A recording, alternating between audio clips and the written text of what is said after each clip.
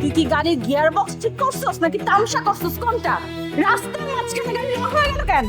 আমি তো ঠিকঠাক মতনই ঠিক করলাম, ঠিক করে তো আমি চালাইও দেখলাম। Shut up! মুখে মুখে একদম তর্ক করবি না। তোদের মতো ফালতু মেকানিকদের জন্য আজকে আমার ইম্পর্টেন্ট মিটিংয়ে জয়েন করতে পারি নাই।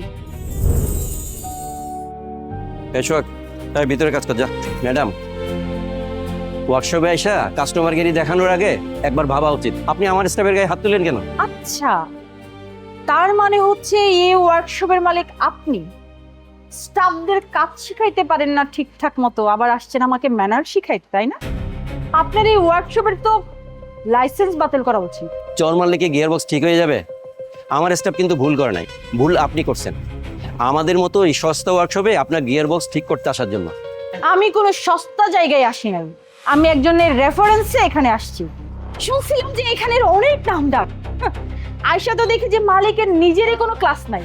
একটা মানুষের ক্লাস তো বংশ আর স্বভাব দেখে বোঝা যায়। এই গিয়ার বক্স ঠিক করার মতো একমাত্র আমারই ক্ষমতা আছে এই ঢাকা শহরে। এত বাহাদুরি দেখাবেন না, কাজটা ঠিক মতো করতে পারলে করেন, নাহলে ফালতু কথা বলে আমার সময় নষ্ট করবেন না।